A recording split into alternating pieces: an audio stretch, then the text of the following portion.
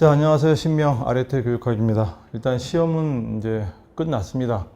일단 여러분들 이번 시험을 흡족하게 아마도 치르셨으리라 생각이 됩니다. 시험의 난이도가 전반적으로 평이 쉽다라는 평들이 좀 있었어요. 사실 문제를 보니까 예전에 나왔던 문제들의 어떤 패턴이 그대로 나온 것도 있고, 하나 정도, 두 개 정도가 조금, 요걸 좀 조금 더 관심 있게 봤으면 어떨까 하는 정도의 문제가 보였던 것 같아요. 자, 일단 문제를 좀 볼게요. 여러분들 문제를 보시면은, 자, 1번 문제 한국교육사 문제가 등장을 했죠. 한국교육사 문제가 의외로 예전에 한 2, 3년 정도 출제가 안 됐었는데, 최근에는 계속 한 문제씩 출제가 되고 있어요. 자, 문제가 그렇게 어렵지는 않았던 것 같아요. 1번 문제 보면은 다음 설명에 해당하는 고려시대 교육기관을 물어봤습니다.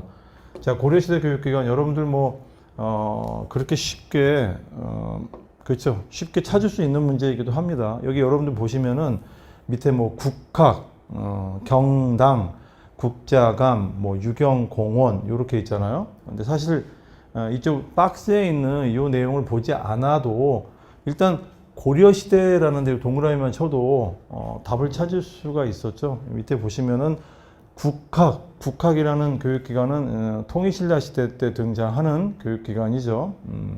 그리고 경당 많이 들어보셨죠? 고구려 때 있었던 교육기관입니다. 자, 그리고 국자감 이거는 많이 들어보셨죠? 국자감은 역시 고려시대죠.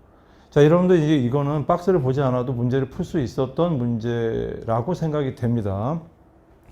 유경공원 조선시대 말 이제 근대화되면서 국가에서 설립했던 교육기관 중에 가장 유명한 교육기관이죠. 자, 여기 보시면은 성종 11년 992년 가급적이면 외우시면 좋겠죠. 992년 성종 11년에 설립이 되었다. 6학으로 구성되어 있다. 여러분들 요거는 이제 좀 보시면 나중에 이런 문제가 또 등장할 수도 있어요. 6학, 6개 학으로 구성되었다. 6개 학. 여러분들 이제 고려시대의 교육기관들은 대부분 유학을 공부하는 기관들이었죠. 그래서 국자감 안에 6개의 학문, 지금으로 보면 이제 국자감을 종합대학으로 본다면 안에 단과대학이 6개가 있었다. 이렇게 볼 수도 있고, 크게는 이제 유학을 공부하는 유학부가 있었고, 그 다음에 여러분들 이제 혹시 들어보셨죠? 기술 공부하는 잡학이라는 또 단과대학이 따로 있었어요. 그 안에 또 이제 소위 학문 코스가 있었죠. 여러분들 알고 있는 국자학, 태학, 사문학 이런 어떤 유학을 공부하는 곳들이 있었고, 그 다음에 율서산 이런 거 공부하는 잡학, 즉 기술학지 같이 있었죠.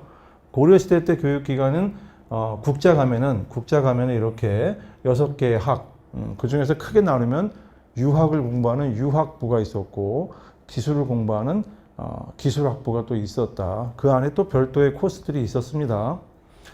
자, 그리고 교과목을 요거 중요하죠. 예전에도 출제가 됐었던 과목이죠. 요거 공통 필수 과목으로 효경, 논어라는 과목이 있었다라는 거. 요건 예전에 한번 출제가 됐었어요. 그래서 다음 중 공통 필수 과목으로 어떤 과목이 있냐 요걸 물어본 적이 있었거든요. 그래서 요 효경 논어라는 요 과목 요거 꼭 체크해 두시기 바랍니다.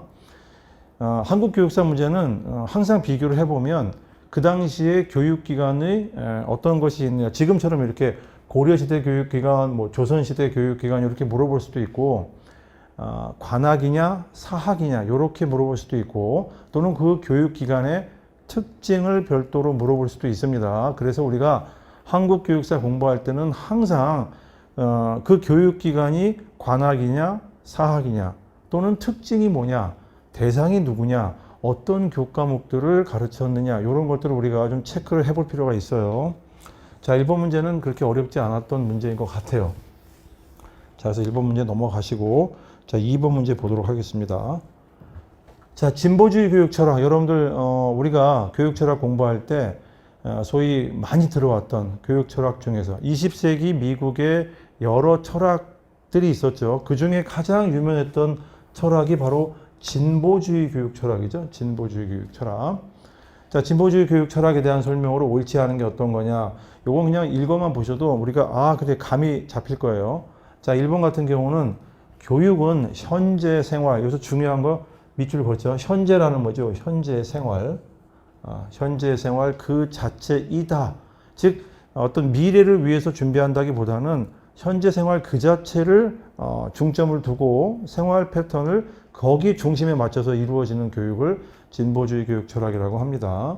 자, 그리고 공급자 중심이 아니라 소위 말해서 학습자 중심의 교육을 했으면 그런 어떤 측면에서 이루어지는 교육, 요거를 진보주의라고 하는데, 그래서 이번에 보시면 학습은 아동의 흥미, 여기다 밑줄을 이렇게 거두세요. 아동의 뭐? 흥미, 요거요. 흥미와 관련이 되어야 한다. 자, 중요한 거는 이제 공급자 중심이 아니라 학습자 중심이라고 했어요. 학습자들의 어떤 흥미, 뭐 관심, 이거에 관심을 갖고 교육이 이루어지는 거. 이거를 진보주의 교육 철학자들이 이야기를 했답니다. 맞죠? 3번. 학교는 여기 중요한 거 동그라미 치세요. 협동을 장려하는 곳. 요것도 체크, 요거.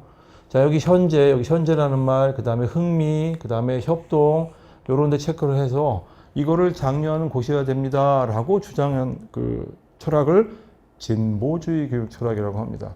그러니까 이제 우리가 교육에 대해서 이야기를 할 때 크게 두 가지로 이야기를 할 수 있어요. 하나는 약간 보수적 관점을 가진 교육의 철학들이 좀 있고, 또 하나는 진보적 관점을 가진 철학들이 좀 있어요. 근데 그걸 정치적으로 이제 해석을 할 필요는 없고, 진보주의 교육 철학이 소위 말해서 보수적인 교육 철학보다는 조금 더 다른 각도에서 교육을 바라보는 관점이다라고 보시면 될 것 같은데, 그래서 미래를 위해서 뭔가 막 준비해야 된다 이런 측면이 아니라 현재 그 자체가 중요하지 않느냐 이런 관점을 가지고 있다라는 거죠.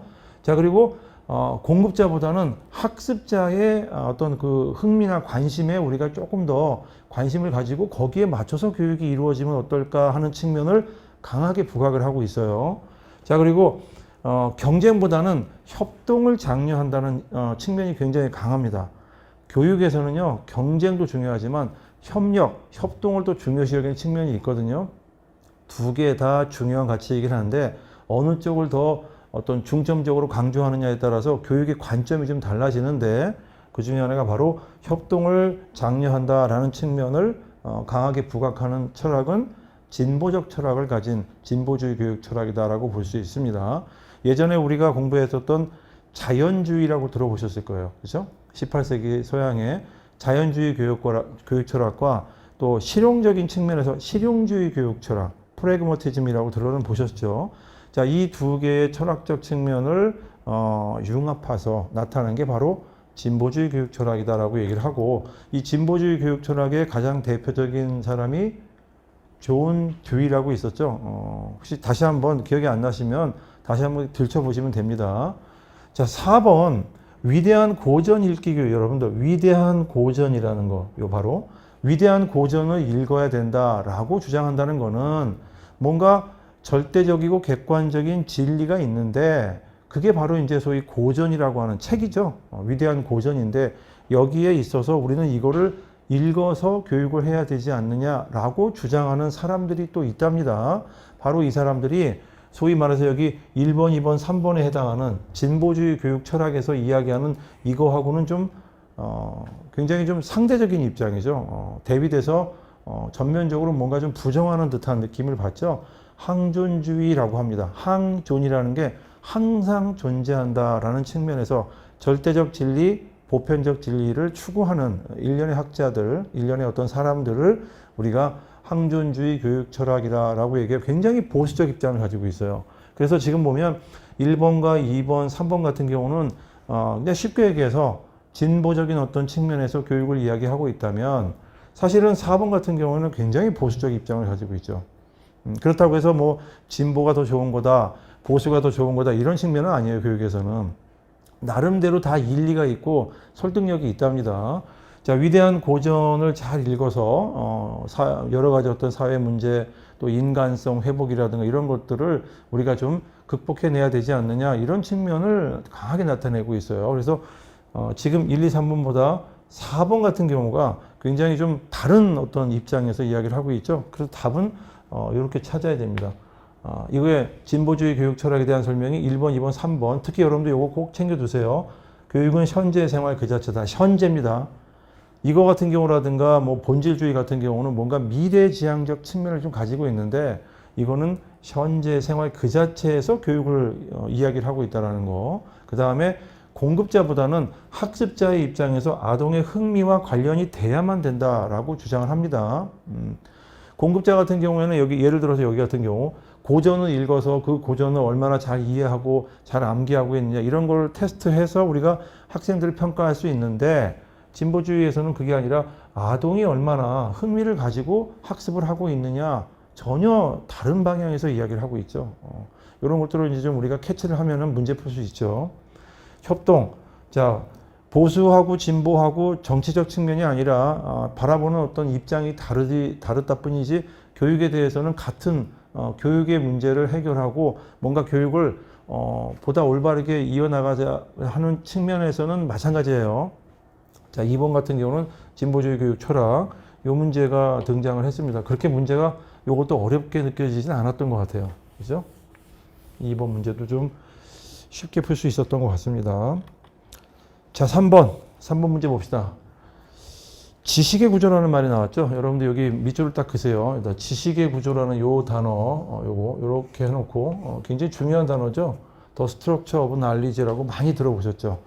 우리가 교육과정 공부할 때 교육과정의 여러 유형에 대해서 공부를 하면서 학문 중심 교육과정을 우리가 한번 터치한 적이 있었을 거예요. 그렇죠? 학문 중심 교육과정이라고 들어보셨죠. 그때 나오는 단어들이죠. 요거는 지식의 구조, 그 다음에 또 요것도 많이 들어보셨죠. 나선형 교육과정, 요 단어도 많이 들어보셨죠.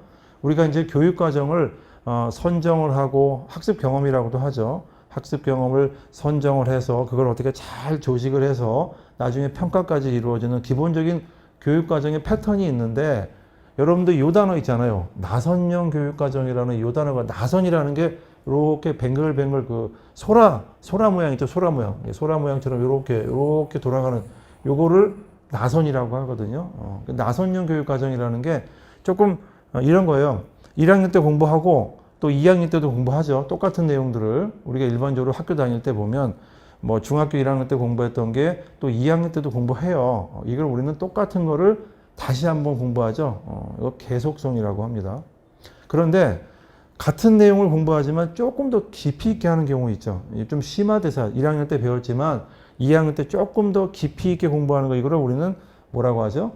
계열성이라고 하거든요. 계열이라는 게 조금 더 깊이 있어 가면서 넓게 벌려진다 이런 뜻을 가지고 있어요. 그러니까 교육과정을 조직을 할 때 기본 원리가 계열성인데 그 계열성의 특징을 가지고 교육과정을 만든 거를 우리는 나선형 교육과정이라고 얘기하죠. 많이 들어보셨을 거예요. 그죠?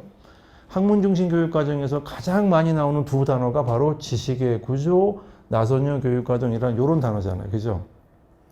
그냥 막 외우는 게 아니라 지식의 구조, 기본적인 틀, 핵심적인 원리 뭐 이런 것들을 우리가 좀 학습을 해야 되지 않습니까? 라고 주장했던 사람들. 그죠? 그 중에 대표적인 사람 여러분들 아시죠? 그 중에 가장 대표적인 사람 눈에 그냥 쭉 보이죠? 여기 딱 보시면은 윌리엄 파이나 그다음에 뭐 엘리엇 아이즈너 뭐 요 두 사람은 비슷한 성격을 가지신 분들 같아요. 학자 이름이 가끔 문제가 나오는데 요거 여러분들 아시잖아요. 파이나 아이즈너 많이 들어보셨죠? 우리 교육과정 공부할 때 이분들은 약간 느낌이 어때요? 뭔가 이렇게 계속 개발해 나간다는 느낌보다는 교육과정을 좀 더 다른 각도에서 봐야 되지 않아? 라면서 우리가 교육과정을 이해 패러다임으로 봐야 되지 않겠습니까? 라고 하면서 이 사람들은 교육과정을 개발보다는 그렇죠? 여러분들 개발의 관점보다는 이해의 관점에서 즉 이런 관점이 아니라 이해의 관점에서 바라봐야 되지 않아? 라고 주장했던 사람들인 것 같죠? 얼핏 봐도 파이나 아이즈너 그렇죠? 그래서 이분들을 우리는 다시 한번 보자 라고 해서 재개념주의자라고들 합니다. 교육과정에서 분류 그렇게 하거든요. 그래서 파이나 여러분들 파이나 뭐 이제 뭐 교육과정을 얘기할 때 교육과정에 대해서 뭐 다시 한번 바라봐야 돼라고 하면서 교육과정 뭐 자서전적인 모형 뭐 이런 얘기도 했던 사람 또 여기 밑에 그 아이즈너 이상 우리가 그 엄청 많이 들어왔던 단어 중에 하나가 영교육과정이라는 단어 들어봤잖아요. 그렇죠. 그거를 이야기했던 사람이 바로 요 사람. 그래서 요 두 분은 성향이 비슷합니다. 성향이 비슷해요. 그래서 교육과정의 어떤 개발 패러다임이 아니라 이해 패러다임에서 뭔가 교육과정을 이야기하려고 했던 사람들이다라고 보시면 되고, 자, 요 두 분도 또 비슷한 성향을 가지고 있어, 사실은. 요 두 분도. 자, 여러분들 여기 밑에 보시면 프랭클린 보빗이라는 사람이 등장해요. 보빗. 자, 보빗 하면 여러분들 제가 얘기했듯이 교육과정 얘기하면, 교육과정이라는 이 단어, 영어로 커리큘럼이라고 하죠. 이거 단어를 처음으로 책을 썼던 사람이 바로 이 사람이에요. 그러니까 여러분들이 알고 있는 커리큘럼, 커리커리 하는 거 있잖아요. 그 단어. 그 단어를 1918년쯤 돼요. 굉장히 오래됐습니다. 지금으로부터 보면 거의 100년 전이잖아요. 100년 전에 책을 한 권 썼는데 그 책 이름이 더 커리큘럼이라는 책이었어요. 그래서 이 교육 과정을 학문의 어떤 측면에서 이렇게 책도 발간해내고 뭔가 이렇게 과학적으로 연구를 하려고 했던 사람, 초창기의 멤버 중에 가장 유명한 사람, 바로 그 사람이 이분이에요. 보빗이라는 사람이에요. 자, 이분 이후에 여러 학자들이 등장하죠. 여러분들이 많이 알고 있는 타일러라든가 이런 사람 많이 등장하잖아요. 그래요. 그런 사람들이 등장하면서 뒤로 가다가 보면 우리나라 교육과정에 보면 1970년대 기억나시죠? 제3차 교육과정을 개정하면서 미국의 그 학문 중심 교육과정 그거 아시잖아요. 혹시 들어봤죠? 그 미국과 소련이 예전에 지금은 러시아인데 굉장히 경쟁을 하던 시절이 있었잖아요. 보면 자, 경쟁하던 시절에 과학교육에 대해서 의문을 품는 사건이 발생합니다. 여러분들 아시다시피 그 당시에 소련이 가장 먼저 인공위성을 발사해요. 그때 그 인공위성 이름이 스푸트니크. 여러분들 코로나19 때 참 웃겼던 거 알아요? 코로나19 때 이제 지금 러시아잖아. 지금 러시아가 그 백신을 가장 먼저 본인들이 뭐 개발해서 뭐 전 세계 뭐 이렇게 공표를 한 적이 있었는데 그때 그 백신 이름이 뭔지 알아요? 그 백신 이름이 스푸트니크였어. 그러니까 본인들이 과학기술이 가장 발달해 있다. 미국보다 앞선다라고 자신만만하게 이야기했던 그 인공위성의 이름이 바로 스푸트니크였는데 그거를 발사를 하죠. 먼저.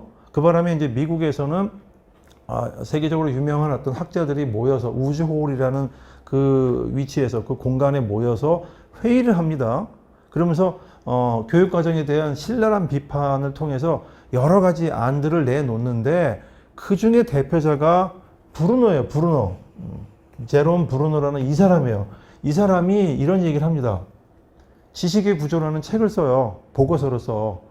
그래서 아이들이 학교에서 공부를 할 때 학자들과 동일한 방식으로 공부를 해야 되지 않느냐. 즉 학문에 깊이 있는 어떤 그 개념이나 원리, 기본적인 틀 이런 것들을 철저하게 공부를 해야 되지 않느냐라고 주장하면서 등장했던 단어가 바로 요거예요. 지식의 구조예요. 그래서 여러분들 우리나라 70년대 다녔던 여러분들 부모님 세대들 있죠. 70년대 공부 엄청나게 했어야 돼. 그리고 굉장히 어려웠던 시절이 있어요. 대학 들어가기도 어렵고 막 그랬던 시절이 있거든요. 바로 그 당시에 나왔던 단어가 지식의 구조, 나선형 교육과정 이런 단어들이에요.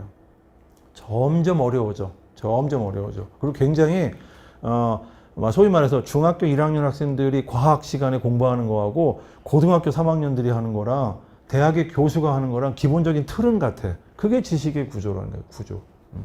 그렇게 해서 등장했던 학자가 바로 누구다? 브루노다. 이렇게 보시면 돼요. 자, 여기 있는 사람, 여기 네 사람 전부 다 출제가 됐었던 사람들이에요. 근데 그 중에서 어찌 보면 제가 이제 이런 얘기를 하긴 뭐하지만 10명 중에 9명은 아마 브루노를 다 알 거예요. 하도 저기 강조했던 사람이라서. 그래서 요 문제는 요 문제도 그렇게 크게 어렵지는 않았던 것 같아요. 자, 4번 봅시다. 자, 생활지도 학생, 생활지도 문제 나왔어요. 생활지도 문제가 나왔습니다. 학생을 진학 혹은 졸업 후에도 계속적으로 체계적으로 지도하는 생활지도 활동이 뭐냐라고 물어봤어요. 여기 밑에 쭉 보시면은 이렇게 네 가지만 나와 있죠. 원래 생활지도의 영역은 5개죠. 하나가 더 있죠.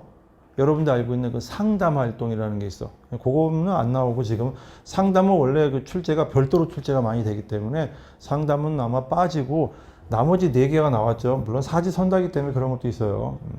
정치, 영어로 플레이스먼트 서비스라고 합니다. 정치라는 거, 올바르게 위치 지어준다는 뜻이에요. 정이라는 게 올바르게 위치 지어, 즉 배치 활동이에요. 배치 활동. 어찌 보면 생활지도 활동 중에서 가장 중요한 활동이, 남들은 또 상담 활동이라고 해요. 물론 상담 활동 중요한데 학교 다닐 때 굉장히 제가 볼 때 정말 중요한 거는 뭐냐라고 했을 때 제가 볼 때 요게 2개가 더 중요해요.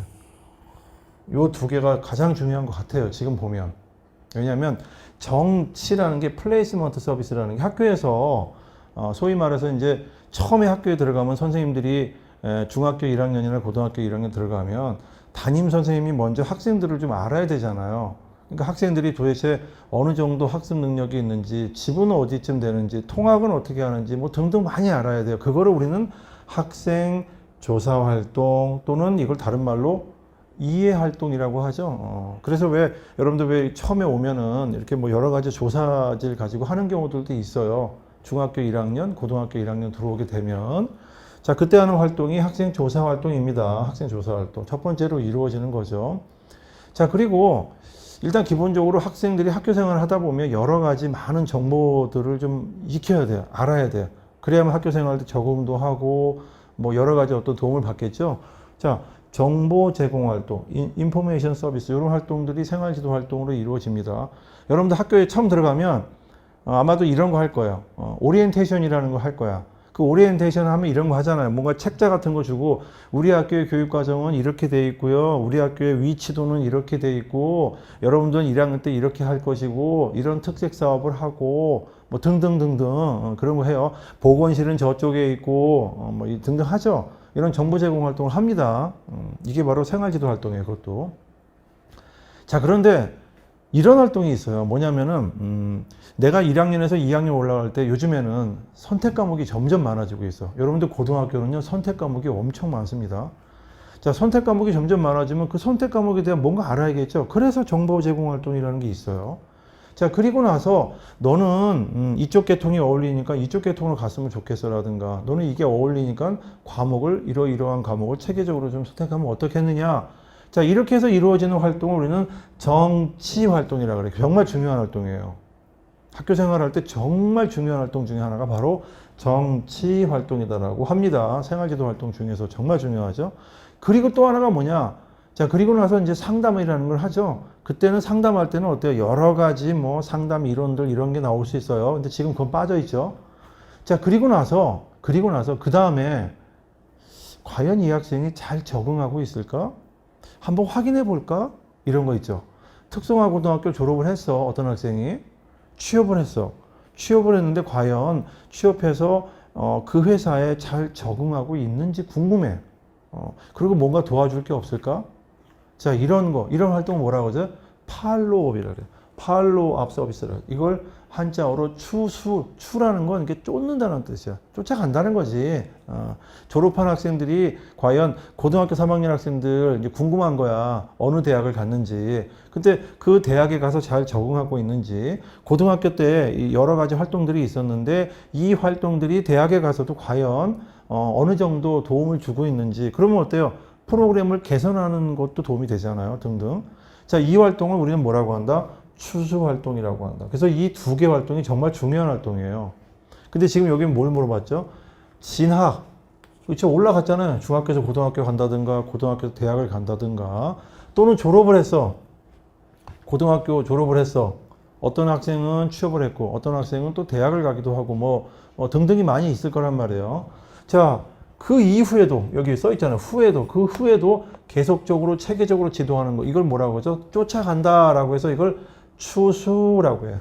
우리말로는 이제 한자어로 추수라고 하고 영어로는 follow up service라고 합니다. 답은 이렇게 찾아야 되는데 제가 볼 때 1번과 2번 활동이 학교 생활할 때 정말 중요한 활동이다. 근데 이게 무슨 활동이다? 생활지도 활동이었다는 거야. 우리는 이거를 그냥 생활지도는 우리가 뭐 잘못하면은 뭐 생활지도 선생님들한테 가서 뭐 반성문도 쓰고 뭐 규칙에 위반돼서 뭐 적용받고 뭐 등등 이렇게만 생활지도 하는데 생활지도 활동은 굉장히 넓은 활동이에요.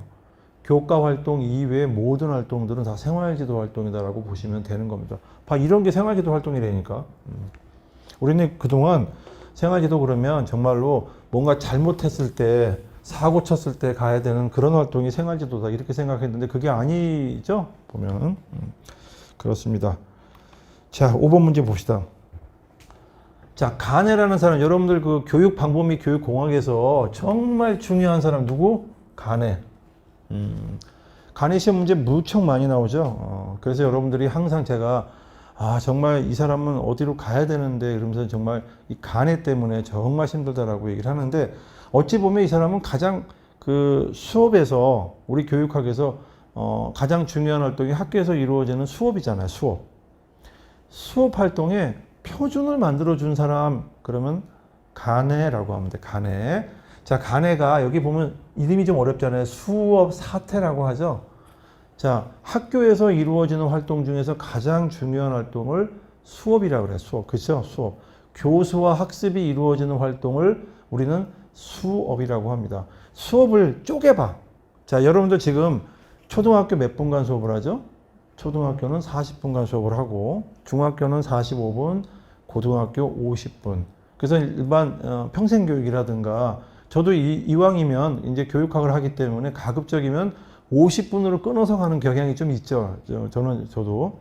근데 이제 어떤 분들은 뭐 1시간 반 할 때도 있고 짧게 할 때도 있고 그러는데 기본적으로 50분 전후로 하는 게 집중력이라든가 학습의 어떤 효율성 면에서 가장 좋다라는 연구 결과가 있어요. 그래서 제가 가급적이면 50분에 끊어서 가요, 성인들은. 자, 그러면 50분을 한번 끊어 봅시다, 시간을. 예를 들어 처음에 시작하면 한 뭐 7분, 8분, 대략적으로 10분 정도 안에 서론 부분이 있다고 쳐. 우리가 글을 쓸 때 서론, 본론, 결론이 있다고 이렇게 한번 3단계로 나눠 보면 소위 말해서 우리가 이제 이런 거 있잖아요. 이거 약간 좀 이렇게 좀 잘못되기도 했는데 뭐 여러분들 갖고 계시니까 도입이라는 게 있고 그 다음에 전개라는 게 있고 그 다음에 도입, 전개, 마무리 부분이 있을 거 아니야. 도입, 전개 뭐라고 할까? 정리라고 할까? 정리. 이렇게 표기할 수도 있어요. 그 다음에 아니면 그냥 서론, 그렇죠? 서론, 본론, 결론 뭐 이렇게 표기할 수도 있죠. 글 쓸 때 3단계로 하는 게 좀 머릿속에도 잘 들어오니까 그랬을 때 이 간해라는 사람이 수업 사태라는 이런 용어를 써. 사태라는 게 이벤트라는 뜻이에요, 영어로. 이벤트라는 거는 사건이야, 사건. 그 사건을 9가지로 이렇게 구분을 했어요. 처음에 이제 수업이 시작돼서 한 10분 정도 안에 한 3가지 사건이 일어나. 3가지 수업 사태가 일어나는데 그 3가지가 이제 뭐 여기 예를 들어서 얘하고 그냥 번호 씁시다. 얘가 1번, 2번, 3번. 그래. 요 정도가 이제 소위 말해서 수업할 때 한 10분 정도 안에 일어나는 사건들이야. 수업 사태들이야. 그게 뭐냐라고 해서 요 안에 들어가는 요게 뭐냐. 여러분도 일반적으로 수업할 때 한번 생각해 봐요. 초등학교, 중학교 때 어떤 선생님이 수업을 시작해. 연구 수업을 해. 그럼 이렇게 하잖아요.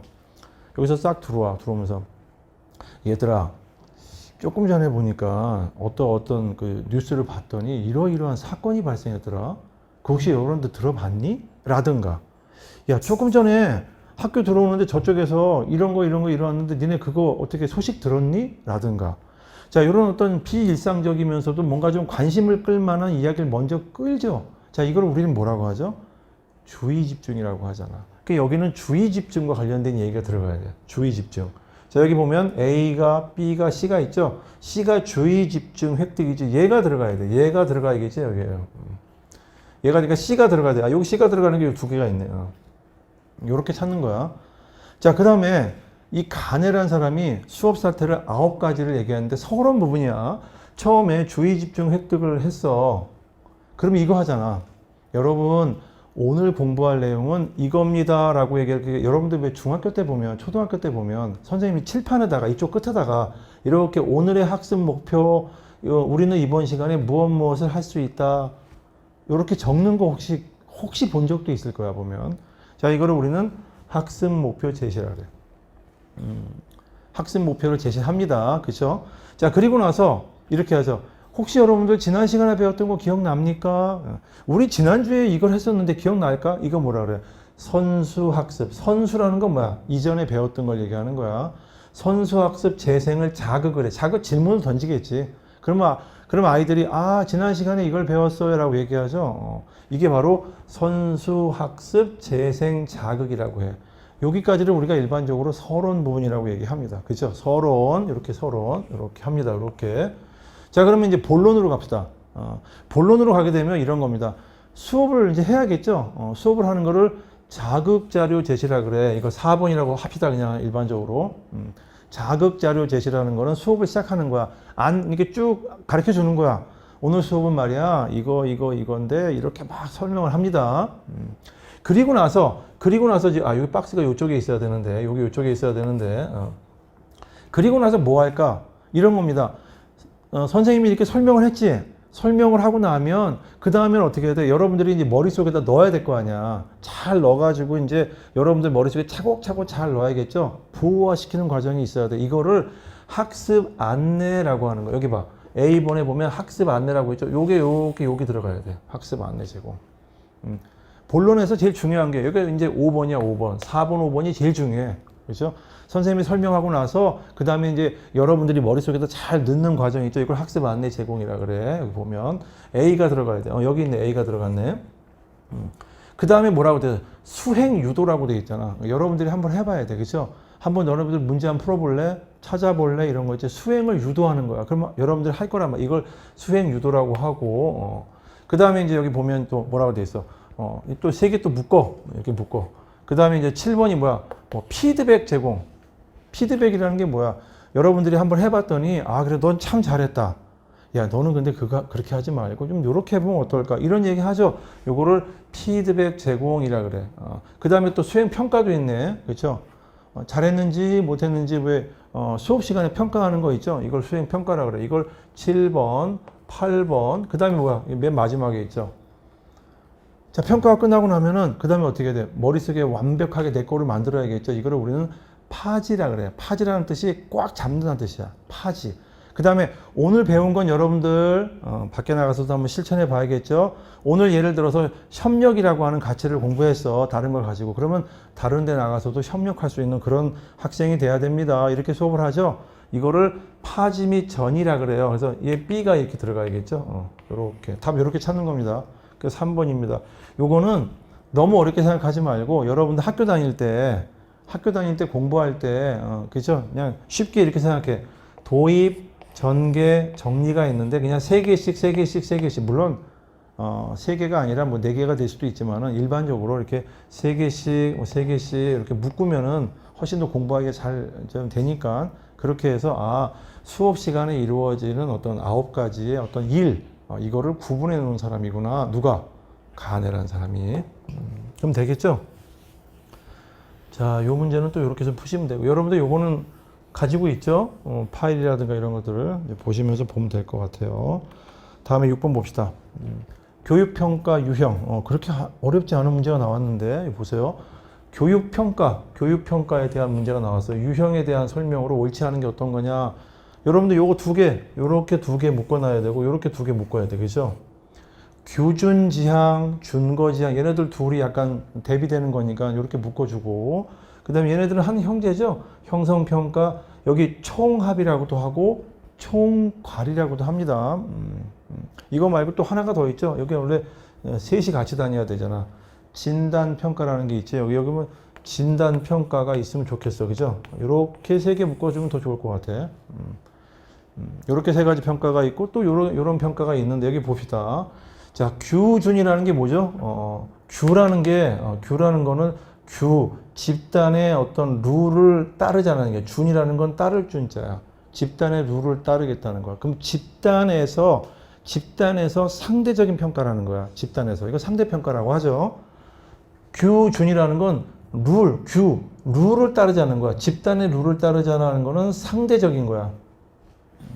그래서 이건 상대평가. 그래서 상대적인 서열과 관계가 있어야 되는 거죠. 여기 보면 뭐라고 돼 있어? 없이 판단하는 이렇게 말 다르죠. 그래서 이건 틀린 거야.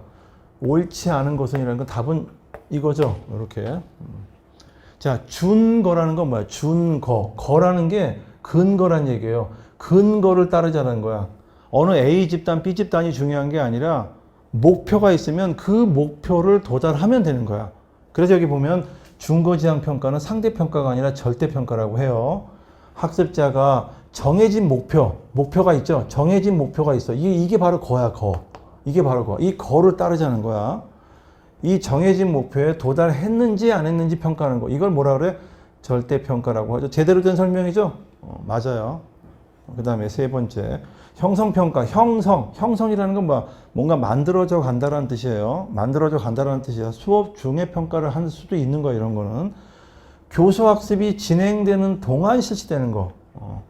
형성, 만들어 간다는 뜻이죠. 수업 방법의 개선, 내가 제대로 하고 있는지 안 하고 있는지 확인하겠다라는 평가, 이거를 형성이라고 하죠. 맞는 표현이죠. 총합이라고도 하고 총관리라고도 합니다. 이거를 학기 말 또는 학년 말에 어느 정도 달성했는지 종합적으로 판정하는 거, 이걸 총합 또는 총괄이라는 표현을 써요. 우리가 주로 이제 시기적으로, 기능적으로 이야기를 할 때, 구분할 때 하죠. 진단평가라는 것도 있죠. 수업 초반에 한다든가, 이런 표현 쓸 때 합니다. 그래서 요거는, 요런 문제들이 종종 나오죠. 정확한 개념으로 우리가 명확하게 이제 알고 있어야겠죠. 능력지향평가, 성장지향평가, 요것도 여러분들 별도로 좀 공부하셔야 돼요. 여기 보면 성장지향평가라든가, 능력지향평가 있죠. 요렇게 두 개도 잘 나옵니다. 시험 문제. 자, 6번은 이렇게 해서 개념을 물어보는 문제인데, 요 말 있잖아요. 교준. 제가 늘 얘기했죠. 준자라는 건 따를 준자고, 규라는 건 집단의 룰을 따르자는 거야. 그래서 상대적이라는 거지. 왜냐하면 A 집단, B 집단마다 나름대로 그 나름의 룰이 따로 있기 때문에 그래서 상대적이라는 거죠. 요거는. 요렇게 해서 보시면 될 것 같아요. 자, 7번 봅시다. 자, 교육사회학 문제입니다. 여러분들. 교육사회학의 문제 보면 우리가 교육사회학을 딱 펼치면 가장 먼저 보이는 게 기능론이냐 갈등론이냐, 즉 사회를 기능론적 관점에서 바라보느냐 아니면 갈등론적 관점에서 바라보느냐, 이렇게 두 가지가 있었죠. 그리고 거기에 가장 대표적인 사람들이 있어요. 근데 문제가 뭐냐, 갈등론적인 관점이라고 했어. 그렇죠? 갈등론적인 관점에서 학교 교육을 바라본 학자에 해당하지 않는 사람이 누구냐. 그럼 여기 나오는 학자들은 대부분 다 갈등론자들이란 얘기죠. 한 사람만 색깔이 달라. 그죠? 기능론이라는 건 뭐야? 사회를 바라보는 어떤 객관적이면서 좀 좀 긍정적인 측면에서 바라보는 있죠. 사람의 몸, 유기체의 몸과 같아서 하나하나가 제 기능을 발휘해야 우리가 생존해 갈 수 있듯이 사회 여러 기관들이 서로가 의존성을 가지고 이렇게 잘 물려 돌아가고 있지 않느냐라고 긍정적으로 바라보는 사람이 한 사람 있어. 여기 보면. 자, 1번 에밀 뒤르켐이라는 사람. 여러분들 교육사회학에서 이분을 갖다가 우리가 사회학의 아버지 같은 사람이다. 특히 교육사회학의 아버지 같다. 초창기에 이야기했던 사람들은 대다수가 기능론자들이에요. 그죠? 이분은 대표적인 기능론자죠. 일단은 맞습니다. 왜? 갈등론자는 아니에요. 그럼 나머지가 다 갈등론자라는 얘기야. 그죠? 여러분들 유명하죠? 세뮤얼 볼즈라는 사람. 그 다음에 허버트 진티스라는 사람. 여러분들 볼즈 앤 진티스 워낙 많이 들었죠? 갈등론자 중에서도 아주 대표적인 경제적 측면에서 교육을 이야기했던 사람. 대응이론, 상응이론 이런 거 들어보셨죠? 경제적 재생산론이라고 그 중에 가장 대표적인 사람이 요 보울즈와 진티스라는 요 사람. 그렇죠? 너무나 유명한 사람이요. 두 번째, 경제적 측면에서만 바라보는 게 아니다. 경제보다는 문화적 측면에서 교육을 이야기하고 싶다. 문화적 측면에서 이 대물림 현상이 발생을 하면서 여기서 어떤 경제적 측면에서 보다는 문화적 측면에서 교육의 어떤 현상을 설명하고자 했던 사람, 그 사람이 바로 피에르 브루디웨라는 사람이죠. 이분도 대표적인 갈등론자라고 볼 수가 있겠죠. 그 다음에 여러분들 마이클 애플, 정치적 측면에서 이분이 썼던 책들이 대부분 교육과 정치, 이데올로기 이런 것들이에요. 아비투스라는 단어가 주로 브루디웨 쪽에서 나온다면 소위 정치적 측면에서 우리가 많이 들어왔던 단어들이 있었죠. 이데올로기라는 단어이죠. 그런 단어들, 또 헤게몬이라는 단어 있잖아. 그런 단어들을 써서 교육과 관련해서 이야기했던 사람이 바로 마이클 애플이라는 사람. 여러분들 이분이 우리나라에 와서 소위 교육에도 노동조합이 있습니다. 여러분들 아시죠? 노동조합이 있는데 소위 교육의 그 당시에 오래전이죠. 80년대, 90년대 아마 그때 같아요. 그 이분이 와서 그 대단한 학자였는데 노동조합과 관련된 측면에 그 지지하는 발언을 좀 했어요. 그래서 굉장히 그 당시 우리나라 분위기가 조금 이렇게 자유롭게 표현할 수 없었던 시절이 있었거든. 그래서 조금 경계를 많이 좀 당했던 분 중에 한 분이 바로 마이클 애플이라는 사람, 굉장히 유명한 사람이거든요. 정치와 관련해서 우리 한 획을 걷던 사람 중에 한 분이다. 그래서 이분 전부 다 요 분들 2번, 3번, 4번에 해당하는 사람들 전부 중요한 사람들인데 갈등론의 입장에서 교육을 설명했던 사람들, 아주 중요한 사람들, 핵심적인 전부 다 중요하기 때문에 별표씩 꼭 해두시고 이름 꼭 외워두셔야 됩니다. 자, 그렇다면 1번 같은 경우 에밀 디르켐이라는 사람만 여기 해당되지 않죠. 요거는 뭐 이상하게 문제가 좀 쉬운 건지 아니면은 거저주는 듯한 느낌을 좀 받았어요, 조금. 7번이 있었죠. 그 다음 8번 문제로 갑시다. 자, 교수 매체의 효율적인 뭐 선정과 활용. 여러분들 이게 보세요. 교수 매체라는 거죠. 매체. 지금 여러분들 보고 있는 이것도 하나의 매체입니다. 여러분들이 가지고 계시는 그 이제 교재 있죠. 교재도 매체예요. 매체라는 게 교수자와 학습자 사이를 연결해 주는 걸 매체라고 하죠. 굉장히 많습니다. 매체라는 것들이. 자, 수많은 매체들이 있는데 그 매체를 효과적으로 선정도 하고 활용을 하고 싶어. 그래서 어떤 연구자들이 관련해서 뭔가 모형을 만들었어요. 그 모형이 어슈어 모형이라고 해요. 어슈어 모형. 영어의 앞자를 따서 어슈어 모형이라고 합니다. 매체를 어떻게 하면 효율적으로 활용을 하고 선정도 하고 할까? 거기에 관해서 이제 앞자만 따서 이야기했던 건데 여기 보면 어슈어 모형의 A가 뭐냐, B가 S가 뭐냐 이런 것들은 뭐 워낙 우리가 많이 교재에서도 나왔고 출제가 너무 많이 됐죠. 근데 R만 물어봤어. 뒤쪽에 있는 R 뭐 require라는 뜻이죠. 요구하는 거야. 야, 너네들도 좀 해봐. 아까 전에 얘기했던 뭐 학습자들 수행에 참여하게끔 하는 거, 간해가 얘기했던 거 있죠. 그거랑 비슷한 거죠. 자, 너네들도 뭘 해야 되지 않아? 그래서 require, 요구한다는 뜻이야. 요구한다는 건 뭘 요구한다는 거야? 학습자들이 수동적으로 있는 게 아니라 참여할 수 있게끔 요구한다 그런 뜻이야. 그래서 require learner participation이라고 해. 이게 R로 시작됩니다. 뒤쪽에 있는 R. 여기 딱 보시면은 학습자 참여 유도라고 있죠. 이걸 하는 거야, 이거. 그러면 하나씩 올라가 봐. 평가도 하고 수정도 하는 거. evaluation, 뭐 revise라는 뜻. 요거 있죠. 요거란 말이야. 요거는 요 맨 끝에 있는 요걸 얘기하고 요 R이 이제 소위 그 참여, require 한다는 그 뜻이죠. 그러면 여기 맨 앞에 있는 요거 A가 뭘까?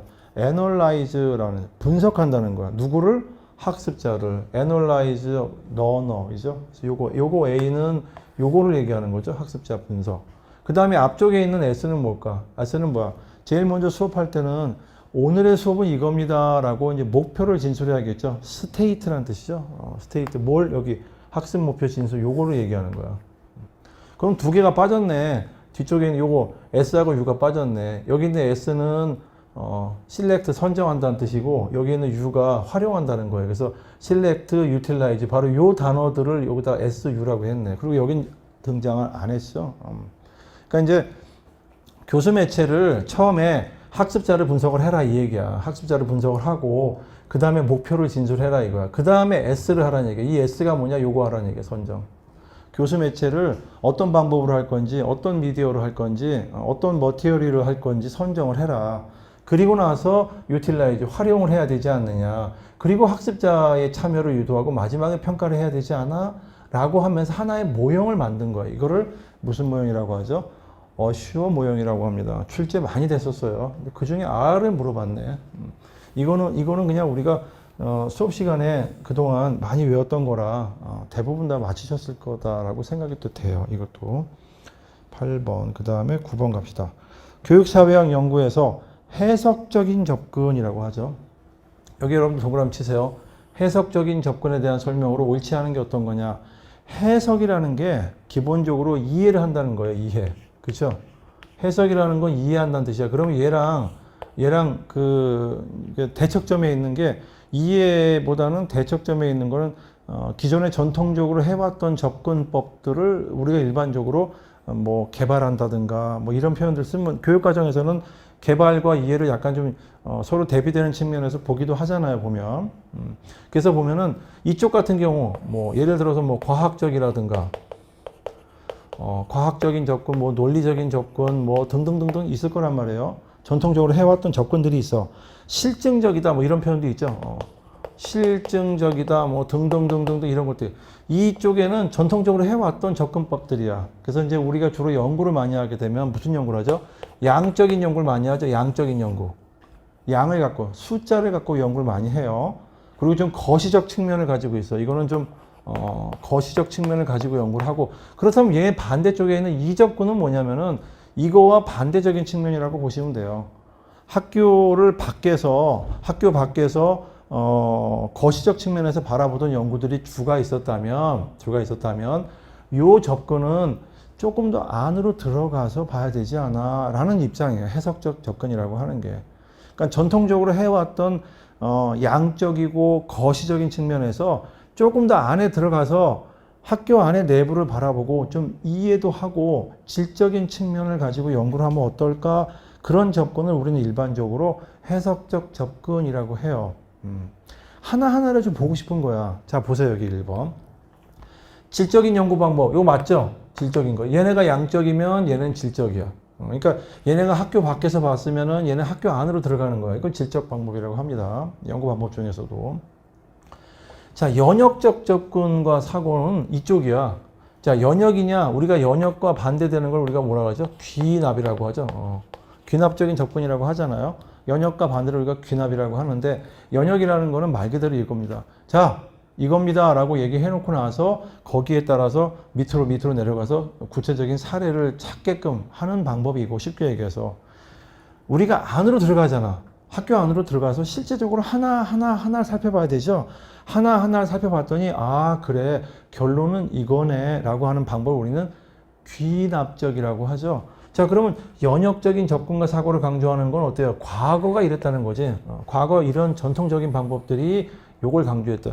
그러니까 답은 지금 같은 경우는 요 2번이 답이 되죠. 금방 찾았네. 그러면 반대로 해석적 접근, 이거는 이쪽이죠. 귀납적인 측면을 강조하고 있는 거죠. 자, 교육의 무슨 과정? 이거 봐. 이쪽은 학교를 밖에서 외적인 측면에서 바라보고 있다면, 이건 학교 안에서 내적인 측면에서 바라보고 있는 거야. 그 안에 들어가서 학교 안이 어떻지? 이렇게 바라본다는 거지. 여기 보면 교육의 내적이라는 말 들어가죠. 내적인 과정에 대한 무슨 분석? 미시적이잖아, 미시적. 여러분들 학교가 있으면 학교 밖에서 바라보는 거는 좀 거시적 측면이 있어요. 외적이고. 그런데 학교 안에 들어가서 학교 안의 문제를 바라보면 어때요? 내적이면서 미시적이죠. 그래서 이것도 지금 해석적 접근에 맞고, 기능론, 갈등론 이런 접근이 굉장히 거시적이잖아요. 이거를 비판하면서 등장한 대안적인 접근이다. 여러분들 신교육사회 이런 말 들어봤잖아요. 거시적인 접근은 얘네들이 거시적이거든. 얘네들이 이런 측면을 가지고 있어요. 거시적 측면인데 접근을 비판한다는 건 뭐야? 비판하면서 안에 들어가서 그 안에서 일어나는 걸 보고 우리가 교육 문제를 얘기해야 되지 않겠습니까? 라고 얘기한 거야. 그래서 등장한 대안적인 접근이 바로 이런 접근들이에요. 그러니까 얘도 여기에 해당되겠죠. 요것만 지금 반대가 되고 있어. 그러니까 요거는 사실은 우리 그 교재에 보시면 연구 방법 그 뒤편에 교육 통계도 마찬가지예요. 연구법에 보면은 양적 연구, 질적 연구라는 게 나오잖아요. 그것만 구분하셔도 되는 거야. 이것만. 그리고 교육사회학 연구에서 보면 초창기에 우리 기능론, 갈등론적인 측면을 강조하다가 1970년대 아마 그때쯤 돼가지고 학교 안에 내부에 관심을 갖는 일군의 학자들이 등장한다라고 하죠. 바로 그 학자들의 관점이 이런 관점을 가지고 있어요. 해석, 다른 말로 이해라고도 합니다. 이런 관점을 가지고 교육 문제를 바라보려고 해요. 그럼 기존에 있었던 여러 가지 관점들하고는 좀 다른 관점을 가지고 있겠지. 그 문제가 바로 이 문제예요. 자, 10번 갑시다. 법 문제가 나왔네요. 초중등교육법,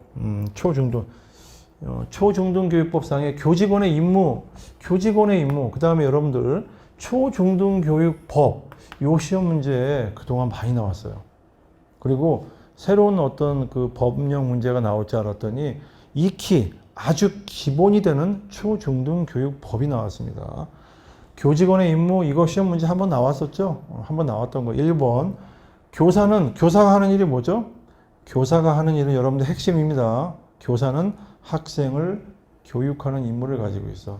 요거. 학생을 교육한다. 요거 하나만 있는 거야. 교사는 학생을 교육하는 거야. 교장의 명에 따라서 아니죠. 예전에는 교장의 명을 받아 이런 말이 있었는데 그게 사라졌지. 그럼 뭐라고 되어 있죠? 법에서 정하는, 법과 영에서 정하는 바에 따라서 학생 교육하는 거 하나밖에 없어. 교사들은 학생 교육하는 일만 하는 거야. 법령에 따라서. 이거 맞는 표현이죠. 자, 두 번째, 수석교사. 교사들 중에서도 한 15년 이상 된 교사들 중에 선발해가지고 수석교사라고 하는 사람들이 있어요. 이분들은 교감, 교장 쪽 관리직으로 가는 게 아니라 그냥 학생들을 가르치는 일을 하는 사람들인데 그 중에서 선발을 하기도 하고 한 학교에 한 명 있기도 하고 없기도 하고 그래요. 교과별로 차이도 좀 있고. 그래서 수석교사가 있는데 수석교사 하는 일은 뭐죠? 두 가지입니다. 교사기 때문에 이분도 학생 교육하는 게 맞아. 이게 넘버원이야 사실은. 그런데 이분들이 하는 일이 뭐냐? 교사들이 있잖아요. 수석교사 말고 일반 교사들이 있죠. 그분들이 하는 교수활동, 연구활동을 지원해 주는 거. 요게 추가가 돼. 그래서 두 가지가 됩니다. 두 가지. 아, 수석교사는 하는 일이 두 개구나. 일단은 교사기 때문에 학생을 교육하는 게 넘버원이야. 그 넘버원들 하시는 분들 지원하는 일이 하나 더 들어간 거지. 수석교사는. 그렇게 보시면 되고. 3번. 행정직원은 여러분들 학교에 행정실에 여러분들이 이제 행정직원이 되시잖아요. 여러분들 합격하시면 행정직원입니다. 그렇죠? 행정직원이 하는 일이 뭐냐? 행정직원이 하는 일은 사무예요, 사무. 사무하는 거야, 사무. 그렇죠? 요게 핵심이야. 요게 넘버원이야. 여러분들은 행정사무를 하는 거야. 그리고 그 밖에 사무를 한다라고 법에 돼 있어. 그러니까 어찌됐건 간에 잡무를 하는 건 아니야. 잡무는 아니라 사무하는 거야, 사무. 사무적인 일을 하시는 분들이 바로 여러분들이 하는 일이야. 행정사무, 그 밖에 사무라고 돼 있어요. 근데 그것도 교장의 명을 따르는 게 아니야. 이것도 뭐야? 법령에서 정하는 바에 따라서. 그러니까 법에서 정해져 있어. 법과 령에서 정해져 있거든요. 자, 거기에 따라서 여러분들은 사무를 하면 되는 거야, 사무. 뭐만 하면 된다? 사무야, 사무. 잡무가 아니야. 예를 들어 옛날에는 교장 선생님이 뭐 하게 되면 커피도 좀 이렇게 회의하게 되면 커피도 타드리고 뭐 이랬던 게 있었던 것 같아, 예전에. 그거 하면 돼, 안 돼? 그거는 안 돼요. 그건 잡무기 때문에 하면 안 되는 일이야. 그런데 뭐 여러분이 그냥 자발적으로 좋아서 회의를 하는데 거기에 음료수 좀 갖다 드린다, 이런 건 할 수 있지. 근데 이제 뭐 커피 타는 일을 한다든가 이런 거는 아니에요. 여러분들이 하는 일은 사무야, 사무. 행정사무, 그 밖의 사무. 근데 여러분들 여기 봐. 학생을 교육하는 일을 해요? 행정직원은 학생 교육은 아니지. 이건 아니지. 이거 말도 안 되지. 옳지 않은 건 이거죠. 답은 금방 찾을 수 있어요, 법으로는. 학생을 교육하는 건 교원들이 하는 거지. 하는 일이 그거기 때문에. 여기 보면 교장도 교원이에요. 이분도 교원이기 때문에 이분도 사실은 넘버원이 이거야. 맨 마지막에 학생을 교원. 이게 넘버원이야, 사실은. 학생을 교육하는 거야. 교감도 마찬가지야. 여러분들 교감이라는 사람 있잖아요. 교감. 교장 밑에 교감인데 교감도 학생을 교육한다. 이 말이 넘버원이 되는 거야, 항상. 교사도 학생 교육이고 수석교사도 학생 교육이에요. 여기다 하나가 더 추가된 거고 교장도 학생을 교육하는데 여기다 몇 가지가 추가된 거야. 뭘 추가했느냐? 교직원도 지도 감독도 해야 되고 민원 처리도 이게 이번에 새로 들어간 거예요. 얼마 전에. 요것도 해야 되고 교무를 총괄도 해야 돼. 이렇게 몇 가지가 그래서 하나, 둘, 셋, 네 가지나 들어가죠. 교감도 이 교무를 총괄을 하지 않아요. 교무를 관리를 한다는 표현. 그러니까 조금 더 이거는 이제 전체적인 틀을 이야기하는 거고 조금 더 구체적으로 이제 하는 일을 이제 관리라고 하는데 요 일을 하죠, 교감은. 요 일을 또 하고 그 다음에 또 어떤 일도 하냐면요. 교장 선생님 만약에 안 계시거나 이런 경우 가끔 이제 있어요. 그럴 경우 하는 일이 뭐예요? 대행을 하게 됐죠. 여러분들 요즘 대행 엄청 많잖아요. 그 대행도 합니다. 대행. 직무를 대행도 하죠. 그리고 요거 하는 거예요. 요거 학생교육. 그러니까 여러분들 항상 그래 학교에 있는 교사나 수석교사나 교장이나 교감이나 다 교원들이기 때문에 교원들의 가장 중요한 임무는 학생교육이야. 그런데 행정직원은 학생교육 하는 건 아니지. 그렇죠? 학생들 교육 굳이 할 필요가 없어요. 이건 하는 일이 아니에요, 그거는. 물론 어른으로서 학교에서 학생들을 이렇게 지나갈 때 이렇게 올바른 행동을 하게끔 뭐 이야기를 할 수 있겠지. 대한민국의 모든 부모님들, 어른들은 다 학생 교육을 하고 있는 거니까. 있는 건데, 법으로는 임무에는 들어가 있지는 않는다라고 보시면 되는 겁니다. 그죠? 자, 두 번째 문제 볼까요? 두 번째 문제. 11번 문제. 수행평가 문제가 나왔죠? 수행평가 문제 보세요. 여러분들 이것도 뭐 수행평가 문제도 가끔 시험 문제 나오는데, 실험 실습은 자연과학 분야에서 많이 사용되기도 하죠. 실험과 실습도 수행평가입니다. 이것도 일종의. 여러분들 요거 두 개 있죠. 요거 실험과 실습, 요것도 수행평가입니다. 자, 면접도 수행평가 맞아요. 평가자가 학생과의 뭘 통해서 대화를 통해서 정보를 수집하는 거, 요것도 맞습니다. 토론도 수행평가입니다. 토론법도. 특정 주제에 대해서 학생들의 토론을 보고 평가하는 방법 맞죠? 실기시험도 수행평가 맞아요. 실기시험도. 자연스러운 상황이 아니라, 원래 수행이라는 뜻은 소위 수행한다는 걸 직접 해본다는 거, 퍼포먼스 한다는 거예요. 그래서 가급적이면 자연스러운 상황에서 해야 돼요. 아니라가 아니라 이게 틀린 말이죠. 잘 통제된 상황이 아니고 그냥 통제되지 않는 상황에서 하는 게 좋은 거죠. 여러분들 축구 학교 다닐 때 중고등학교 때 만약에 축구라는 걸 평가를 해요. 그럴 경우에 여러분들 학교 다닐 때는 뭐 예를 들어서 공을 이렇게 차는 거, 이걸 리프팅이라고 하지. 그런 어떤 거는 잘 통제가 된 거예요. 야, 여기서부터 여기까지만 하는 거야. 몇 개 이상이면 만점이야. 라고 그런 거 했을 거란 말이야. 슈팅 같은 것도 공을 세워놓고 저 골대 쪽으로만 차야 돼. 통제가 되어 있잖아. 자연스럽지 않아요. 자, 그렇게 하는 평가는 수행평가는 아니야. 수행평가는 게임을 통해서 자연스러운 상황에서 저 친구가 공격과 수비를 제대로 하고 있구나. 친구한테 협력적 표현을 몇 번 하고 있구나. 소통이 잘 이루어지고 있구나. 이런 걸 평가하는 걸 수행평가라고 그래요. 그러니까 이 표현은 잘못된 표현이죠. 옳지 않은 거 이렇게 찾는 거예요. 그러니까 여러분들이 학교 다닐 때 받았던 뭐 여러 가지 체육 시간에 했던 실기 간단한 것들이 있었잖아요. 그건 수행평가이긴 하지만 진정한 의미의 수행평가라고 보기는 어렵지. 굉장히 좀 이렇게 부자연스럽고 통제되어 있던 상황에서 했기 때문에 이거는 수행평가의 본질에서는 조금 벗어나 있었다라고 볼 수가 있다라는 거지. 자, 그렇습니다. 그렇게 해서 여러분들이 파악하시면 되고, 자, 다음 문제 볼까요? 12번 문제. 자, 지능이론 나왔습니다. 지능이론 및 검사. 가끔 가다가 지능이론 검사가 좀 나오죠. 교육심리학 파트에서 이 문제가 가끔 등장합니다. 옳은 것은, 자, 가드너라는 사람, 하워드 가드너 굉장히 유명한 사람이죠. 지능이론에서 다중지능이론이라는 걸 이야기했던 사람이죠. 워낙 유명합니다. 세계 최초로 지능검사, 표준화된 지능검사를 개발했다. 이거 이 사람이 한 게 아니죠. 1900년대 초반, 5년인가요? 그때 프랑스 학자예요. 알프레드 비네라는 사람, 그 다음에 시어도 시몬이라는 그 학자가 둘이서 만든 그 지능검사가 있어요. 그게 세계 최초입니다. 이분이 이런 거 한 건 아니, 틀린 겁니다. 그 다음에 카우프만이라는 사람, 카우프만이라는 사람이 부부학자예요. 부부학자라서 둘이 다 카우프만이라는 사람이 있는데 그 부부학자가 지능검사를 만들어요. 그 지능검사가 일종의 이제 그 뇌기능 검사를 해요. 정보 처리라든가 인지 능력이 어떤가 이런 거를 하는데 그때 만들었던 그 지능검사를 KABC라고 해요. 여기서 말하는 이 K가 카우프만 자기 이름이에요. 대부분의 지능검사들은 자기 이름을 따서 해요. 대부분 다 이름을 따서 하는데 그래서 아까 얘기했던 그 비네 시몬 검사라는 것도 그분 학자들의 이름을 딴 거예요. 세계 최초의 지능검사가 비네 시몬 검사라고 합니다. 여기서 말하는 이 K라는 건 카우프만이라는 뜻이에요. 카우프만이 얘기하는 어세스먼트라고 하는 게 검사라는 뜻이에요. 검사.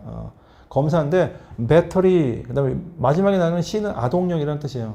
children이라는 뜻이에요. 그래서 아동령 검사인데 아동이기 때문에 언어만 갖고 하기는 어렵잖아요. 아동이기 때문에 뭐 손동작, 발동작 뭐 등등등 할 수 있죠. 그래서 여기서 비언어적인 척도까지 포함하고 있는 게 맞아요. 그래서 이렇게 여기 찾는 겁니다. 카우프만. 여기에서 이제 뭐 새롭게 또 업데이트가 되면은 KABC2 뭐 이렇게 가는 거예요. 보면. 그 다음에 굉장히 유명한 사람 중에 한 사람이 지금 우리나라에서도 굉장히 전 세계적으로 퍼져 있는 그 지능검사 중에서 가장 유명한 사람이 바로 이 사람이에요. 웩슬러라는 사람인데 이 사람이 만들었던 것들이 있어요. 그래서 웩슬러라고 해서 W가 들어가.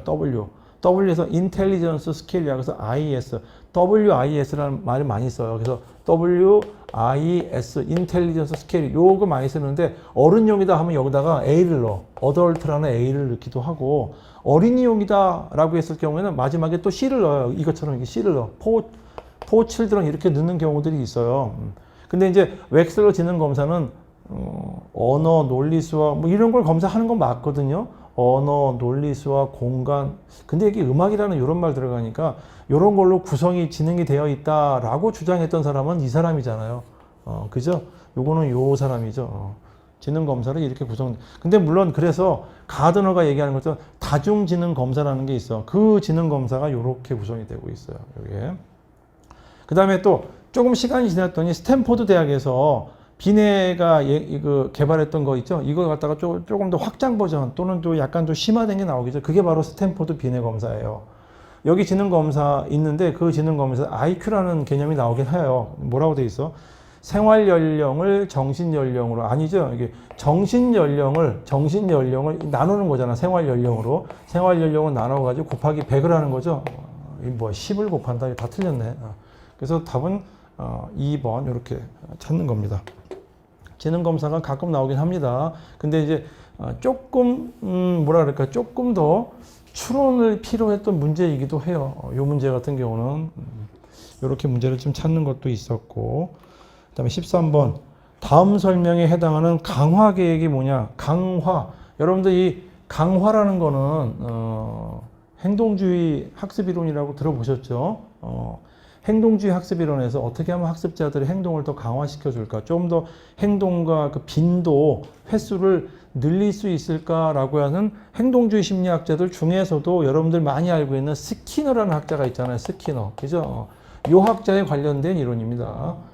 자, 여기 보면 이렇게 쭉 보면 1번 고정 간격, 여기 보면 간격, 그 다음에 비율 이렇게 나왔죠? 시간하고 횟수를 갖고 얘기하는 거야. 요 두 개는 시간과 관련된 얘기고, 요 두 개는 횟수와 관련된 얘기를 하고 있는 거죠. 자, 강화물이라는 거, 뭐 칭찬도 강화물이 될 수 있는 겁니다. 야단도 강화물이 될 수가 있는 거야. 강화물은 여기 밑줄을 봐야 돼. 일정한 시간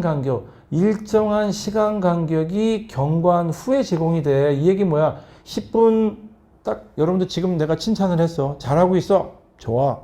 10분 있다가 다시 칭찬을 해. 그리고 또 10분 있다가 해. 이건 뭐야? 시간이 고정이 돼 있지. 고정이 돼 있잖아. 그리고 간격이 10분 간격이야. 그치? 일정한 시간 간격이 경과한 후에 제공을 해주고 있어. 다음 강화물이 주어질 시간을 여기 뭘 예측해? 시간을 예측할 수 있어. 10분 간격으로 하겠다 이 얘기야. 칭찬을 예를 들어서. 적용 사례로 기말고사에 대한 성적을 제공한, 기말고사라는 게 뭐야? 기말이라는 건 뭐야? 딱 시간이 정해져 있죠? 1학기 말, 2학기 말 시간이 정해져 있잖아. 그때 제공하는 거, 이것도 일종의 강화물이거든. 이걸 뭐라고 한다? 고정 간격이라고 하는, 고정 간격으로 강화 계획이야. 여러분들 중고등학교 다닐 때 기말고사를 봐야 돼. 그래야 뭔가 공부하잖아요. 안 하면 안 되지. 1학기 말, 2학기 말 성적표 받아보면 그걸 가지고 뭔가 스케줄을 짜게 되죠. 그게 바로 강화 계획이라고 하는 거야. 행동주의 심리학에서 나오는 아주 가장 기본 이론입니다. 이거를. 자, 이렇게 13번 문제를 봤고, 그 다음에 14번 문제로 갈까요? 다음 설명에 해당하는 리더십 이론을 물어보고 있네. 리더십 이론. 자, 여기 보세요. 자, 제임스 번즈라는, 여기 중요한 사람 나왔다. 번즈라는 사람 별표시. 그 다음에 바스라는 사람 별표시. 이 두 사람에 의해서 뭔가 리더십 이론이 나왔다는 거. 이 두 사람만 나오면 벌써 답이 팍 등장해야 되죠. 트랜스포메이셔널 뭐 이렇게 나와야 돼. 리더십의 핵심 요소. 요거 시험 문제 많이 나왔죠. 요거 이상적인 영향력, 즉 뭐 역할 모델이라든가 이런 걸 한다는 거지. 내가 하는 거 잘 봐 이런 거지. 영감적인 동기를 잘 시킨다는 거지. 쉽게 얘기해서. 그 다음에 지적으로도 자극을 주는 거야. 여러분들 예전에 왜 히딩크가 우리나라에 왔을 때 이런 어떤 행동들을 보여줬거든. 뭔가 좀 그 영상을 보여주면서 세계적인 어떤 그 전술 전략 이런 것들을 통해서 지적인 자극도 했고, 또 개별적으로 배려도 많이 했어요. 선수 하나하나의 어떤 그 특성이라든가 이런 거를 배려도 하고, 또 거기에 대해서 피드백 주고 이런 걸 했거든. 자, 이런 것들을 제시하는 거. 1, 2, 3, 4, 4개죠? 하나, 둘, 셋, 넷. 자, 요거를 핵심적인 요소로 하고 있는 거. 이게 바로 변혁적 리더십이잖아요. 그죠? 이건 워낙 많이 나왔어. 특히 얘랑 두 개를 구별하는 거야. 거래적. 이전까지의 리더십들은 전부 다 거래적 리더십이었다라고 얘기를 하면서 거래적과 정반대, 대치점에 쓰는 어떤 리더십, 이게 바로 변혁적 리더십이다라고 해서 나왔던 게 바로 이겁니다. 야, 리더는 구성원들에게 인센티브를 제공하는 단순한 상호 교환적인 차원, 여기다 밑으로 쫙 꺼. 자, 구성원들에게 인센티브를 제공하는 단순한 상호 교환적 차원, 여기가 바로 이거야. 이게 바로 거래적 리더십이야. 자, 이거를 뛰어넘어서 조직의 목적에 헌신하도록 네가 변해야 돼, 이런 거지. 굉장히 여기는 수동적인 데 반해서 여기는 굉장히 능동적이잖아요. 그죠? 조직 목적에 헌신하도록 하고 해서 기대 이상의 기대 이상의 성과를 달성하게. 이게 바로 변혁적이라는 거지. 거래적 리더십, 여기는 거래적 리더십하고 요거랑 두 개를 구별하시면 되는 거고, 최근에 시험 문제 많이 나올 수 있을 만한 게 여기 분산이에요, 분산. 교장 한 사람의 리더보다는 여러 구성원들의 어떤 그 리더에 대한 이야기를 하고 싶었던 거, 분산적 리더십, 요거 시험 문제 많이 나옵니다. 스필레인이라는 사람이 있죠? 기억 한번, 교재 한번 찾아보세요. 스필레인이라는 사람. 그 다음에 또 서지오바니가 얘기했던 여러 가지 어떤 리더십 중에서도 가장 중요한 문화적 리더십, 문화를 발전시키고 창조해 나가는 이 리더십이 현대사회에서 굉장히 요구가 많이 되고 있다라고 하는 얘기를 많이 합니다. 예전에 어떤 경제적 측면보다는 문화적 측면이 점점 부각되고 있듯이 리더십에서도 마찬가지로 문화적 리더십, 요 두 문제가 시험 문제 나올 확률이 제일 큽니다. 그 다음에 잘 보셔야 됩니다. 이거는 답은 4번이에요. 자, 이렇게 해서 요 14번 이 교육행정에서 리더십 파트의 문제가 또 이렇게 나왔었네요. 다음 문제 봅시다. 다음 문제 15번 문제. 다음 설명에 해당하는 장학의 유형이 뭐냐, 이런 문제 나왔습니다. 여기 장학, 원래 문제 이런 장학이라는 거는요, 뭔가 학을 권장한다는 거야. 학교가 하는 일이 학이잖아, 학. 배울 학자니까. 학을 권장한다는 걸 장학이라고 해요. 교육청이 하는 일이, 장학하는 일이 가장 중요한 일이거든요. 자, 근데 여기 여러 가지 장학이 있는데 어떤 거냐. 단위 학교에서 일상적으로 이루어진다. 그래서 일상장학이라고 해. 일상적으로 이루어진다라고 해서. 공식적이지는 않아요. 빈번하게 수행되기 때문에 여기 봐. 일상장학, 요거 중요하다. 별표시. 일상장학이라고도 부른다. 교장이나 교감이 간헐적이래. 그러니까 뭔가 체계적이진 않아. 매주 월요일, 뭐 1교시, 2교시 때 장학을 하는 게 아니라 그냥 간헐적이야. 3교시에 할 수도 있고, 7교시에 할 수도 있고. 나는 1교시에 하고, 교장은 1교시에 하고, 나는 오전에 하고, 그 다음에 우리 교감선생님께서는 오후에 하고, 뭐 이런 거 있잖아. 간헐적으로 짧은 시간 동안 학급을 순시하거나 수업 참관을 통하여 교사의 수업이라든가 학급 경영 활동을 관찰도 하고 교사에게 지도 조언도 하고, 이런 활동 뭐라고 한다? 그냥 체계적이지 않죠. 간략하게 하는 거잖아. 그래서 이거를 약식장학이라는 이런 표현을 쓰는 거야. 약식장학. 예, 최근에 제가 알기로는 약식장학이 그렇게 빈번하게 이루어지지는 않는 것 같아요. 요즘 선생님도 수업하고 있는데 교장이나 교감이 이렇게 순신을 하는데 수업 시간에 이렇게 무슨 뭐 지도 조언을 한다든가 이런 거 하기는 쉽지는 않아요. 요즘에는. 최근에 많이 하는 장학이 자기장학, 스스로 뭐 워크숍이나 세미나라든가 뭔가 글을 쓴다든가 이런 거 있죠. 이런 장학을 많이 하고, 동료 장학 이런 거 많이 합니다. 최근에는. 임상 장학이라는 건 이제 수업과 관련된 거예요. 여러분들 학교 다닐 때 어떤 선생님이 이제 연구 수업 한다 이런 얘기 들어봤죠. 그거와 가장 관련성이 있는 거를 임상 장학이다라고 얘기도 해요. 전부 다 기본적으로 뭐냐, 교사의 어떤 그 수업이라든가 전문성 신장 있죠. 여기에 관련된 활동들이다라고 보시면 됩니다. 제가 볼 때 이 문제가 가끔 가다가 이렇게 장학의 유형을 물어보는 문제가 등장을 했던 것 같아요. 그 다음 문제 볼까요? 자, 평생교육에 대한 설명. 일반적인 평생교육에 대한 문제가 나왔죠. 평생교육에 대한 설명으로 옳지 않은 게 어떤 거냐. 자, 평생교육은 기본적으로 학교의 교육도 다 포함을 하죠. 기본적으로. 1번. 학교가 교육을 독점하는 거 인정 못하지. 학교가 독점하는 거 아니죠. 교육이라는 거는 학교뿐만이 아니라 여러 가지 어떤 교육 관련된 그 자원들이 있는데 그것들을 다 포함하자라고 하는 게 평생교육이죠. 그래서 인정한다. 학교가 교육 독점하는 인정을 그렇지는 않죠. 옳지 않은 게 찾으면 됩니다. 계획적인 학습도 있을 수 있죠. 계획적인 학습만 본다면 주로 학교가 그렇게 해요. 그죠? 근데 평생교육은 우발적인 학습까지도 다 포함해요. 굉장히 그 포용력이 큰 게 평생교육입니다. 3번. 모든 기관, 모든 장소에서 이루어지는 교육을 수평적으로, 그쵸. 수평적으로 통합한 거. 이게 평생교육이에요. 그래서 여러분들 알다시피 가정교육, 학교교육, 사회교육 있죠. 이거를 수평적으로 다 포함하죠. 이런 교육을 우리 뭐라고 하죠? 평생교육이라고 해요. 라이프롱 에듀케이션이라고 얘기를 합니다. 한 개인의 생존 기간 전체에 걸쳐 이루어지는 교육. 그러니까 여러분들 봐. 유치원 다니고, 초등학교, 중학교, 고등학교, 대학 다니고, 졸업해서 이렇게 다니죠. 이걸 이렇게 수직적으로, 이거 전부 다 이렇게 통합한 거, 이거를 뭐라고 하자? 이거를 평생교육이라고 해요. 평생교육은 그래서 수평적으로, 수직적으로 이렇게 통합한 거, 이걸 다 우리는 일반적으로 평생교육이다라고 얘기를 해요. 그런데 시험 문제 가끔 다 이런 거 나오잖아. 법으로 할 때는 평생교육 법에서 얘기할 때는 학교 교육을 빼야 돼요. 그죠? 학교 교육을 빼고 얘기합니다. 법에서는. 이건 법이 아니라 평생교육의 일반적인 설명을 하는 거기 때문에 제가 강의 시간에 몇 번 강조했던 거죠. 기억나실 거예요. 이렇게 해서 16번 문제가 그냥 일반적인 평생교육에 대한 어떤 개념을 물어보는 문제가 또 하나 있었네요. 보니까. 그 다음에 17번. 또 평생교육법이야. 그죠? 평생교육법에서 이번에는 평생교육사애들, 평생교육사라고 하는 자격증은 있죠? 요걸 물어봤네요. 예전에도 한 번 문제 나왔던 것 같아. 옳지 않은 게 어떤 거냐라고 해서, 평생교육사라는 자격증이 있어요. 학교에는 교사 자격증이 있듯이, 평생교육에는 또 평생교육사라고 하는 자격증이 있습니다. 거기에 대한 설명으로 옳지 않은 게 어떤 거냐 봅시다. 평생교육사가 하는 일이 뭐냐? 여러분들 이렇게 보시면 돼. 교사가 하는 일이 뭡니까? 라고 물어보는 거랑 비슷해요. 평생교육사는 평생교육에 관해서 기획도 하고 진행도 하고 분석도 하고 평가도 하고 교수업 이런 거 하는 거 맞아요. 교사가 학교에서 하는 일이 이런 거잖아.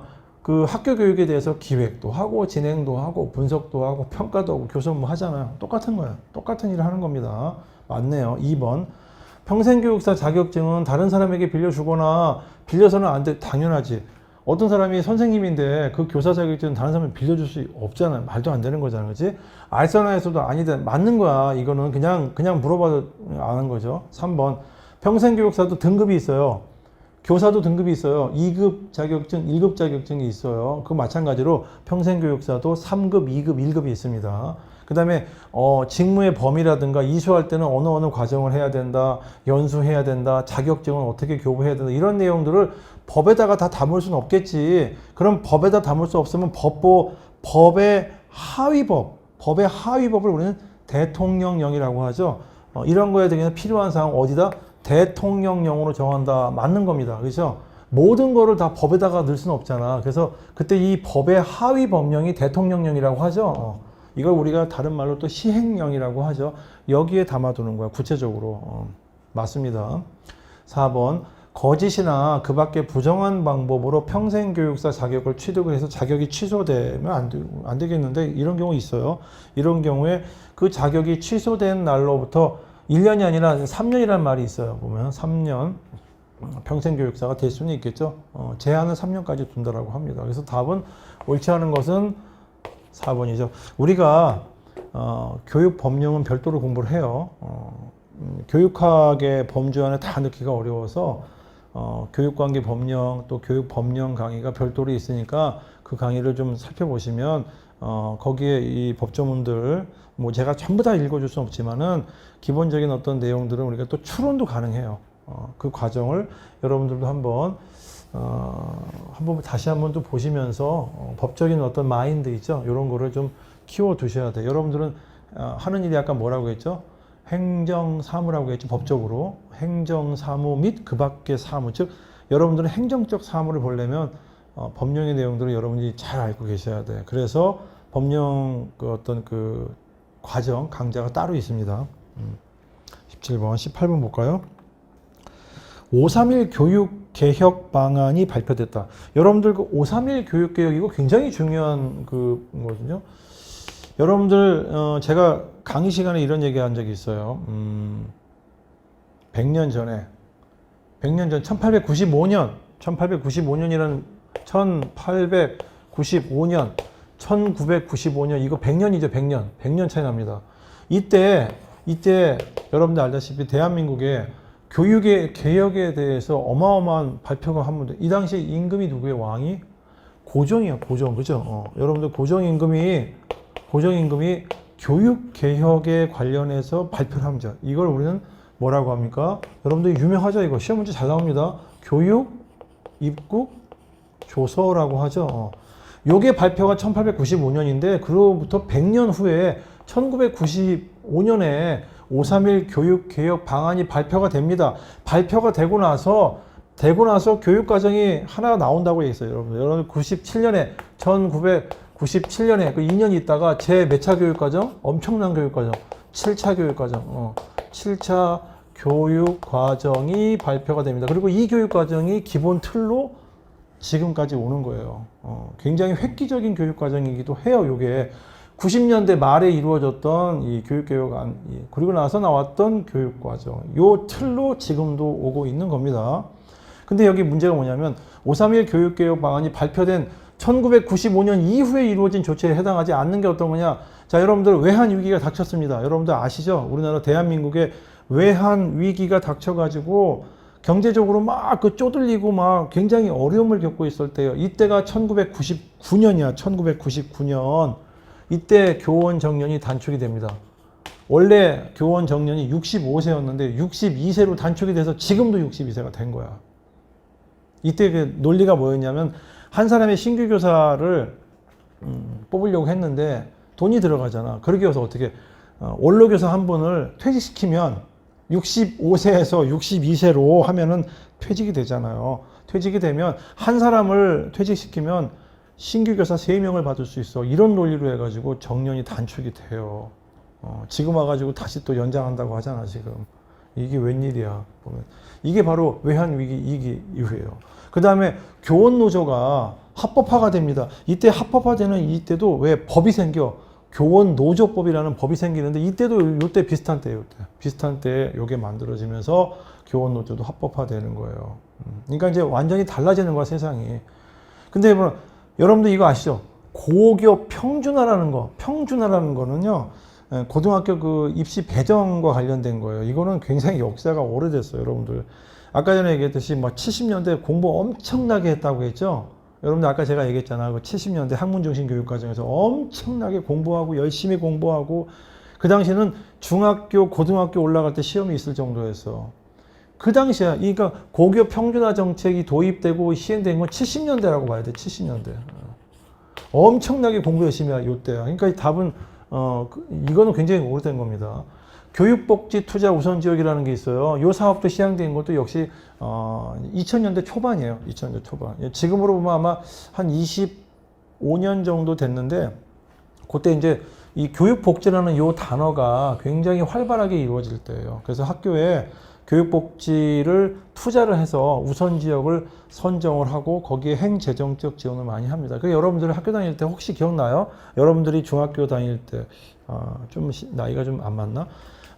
예전에 여러분 선배들이 학교 다닐 때는 뭐 이렇게 연극, 영화도 보러 다니기도 하고 외부에서 이제 어떤 전문가가 들어와서 지역사회 전문가라고 하시는 분이 들어와서 복지 관련된 업무도 하고 학교에 뭐 못도 대여도 해주고 뭐 음악을 공부하고 싶으면 오케스트라 대여도 해주고 그 다음에 방과후 활동비도 지원해주고 이런 것들 이게 바로 교육복지 투자 우선지요. 그러니까 여러분들 이제 교육사회학에서 보상적 평등이라는 거 들어보셨죠? 보상적 평등이라는 걸 들어보셨죠? 이거와 관련된 사업이 바로 이런 사업이에요. 요게 있었습니다. 한국 교육사 공부할 때 이제 흔하게 우리가 다루지는 않았던 것들이 좀 있었던 것들이 있죠, 보면. 근데 이제 이 얘기 많이 했어요. 97년도 말에 이때 7차 교육과정 관련해서 획기적인 변화가 일어난다 하면서. 근데 평준화 정책은 굉장히 오래된 겁니다. 아까 얘기했듯이 제가 맨날 얘기했듯이 70년대에 엄청나게 공부 열심히 할 때 그 당시에 그냥 너무 중학교, 고등학교 입시가 있어서 폐해가 심해가지고 그때 당시에는요 명문 중학교, 명문 고등학교라는 게 있었어. 서울의 몇몇 학교들은 굉장히 명문 학교야. 왜? S대학을 많이 가거든. 그 입시가 어마어마했던 시절이 바로 70년대예요. 그때 이제 이 얘기가 나온 거야. 안 되겠다. 똑같이 그냥 배정하자라고 했던 정책이 바로 저 정책이에요. 자, 19번으로 갈까요? 플라톤이 나왔습니다. 아주 유명한 사람이죠. 플라톤. 그죠? 철학에서 또는 서양 교육사에서도 등장하는 플라톤이 등장합니다. 여기에 대한 설명으로 옳은 게 어떤 거냐? 자, 옳은 거를 찾아라. 그죠? 자, 이데아의 세계, 그 이데아 얘기, 플라톤 하면 이데아입니다. 이데아의 세계는 변합니까? 안 변합니까? 변하지 않죠. 왜? 본질은 변하면 안 되는 거야. 그죠? 이데아의 세계는 절대적 진리이기 때문에 절대적 진리가 변하면 안 되지. 여기 봐. 지속적으로 변한다? 틀린 거지. 이건 틀린 말이지. 틀린 말입니다. 귀족적이고 엘리트주의적인 특징을 갖는 건 맞죠? 맞습니다. 요거는 맞는 말이죠. 플라톤 자체가 본인도 약간 명문가 집안이기도 했지만은 귀족적인 성격, 그 다음에 엘리트주의적인 특징을 갖습니다. 이거와 약간 대비된다라고 해야 될까? 그러면은 이제 약간 좀 서민적이고 뭐라고 할까? 현실에 기반을 둔 교육을 얘기하는 아리스토텔레스라는 사람, 즉 플라톤의 제자 있죠. 플라톤의 제자가 아마 이런 특징을 가져요. 보면 통치자 계급에게는 절제라고 하는 요거, 절제 덕을 강조하였다. 그 덕을 강조하는 거냐 이렇게 나눠요. 이렇게 크게 세 가지로 나누죠. 여기 위에 지배층이 있고, 그 다음에 피지배층이 있고, 그 다음에 수호자 계급이 있어요. 그럼 여기에 있는 사람들, 소위 그 철학자들이라고 하죠. 이분들에게 필요한 거는 지혜가 필요하겠지. 지혜가 필요하고, 이분들 즉 수호하는 이 수호자 계급에게는 뭐가 필요하다? 용기라고 하는 이제 소위 그 덕을 필요로 하는 아레테라고 합니다. 제 책 이름이 아레테잖아요. 여기서 말하는 이 덕이라고 하는 요게 바로 아레테예요.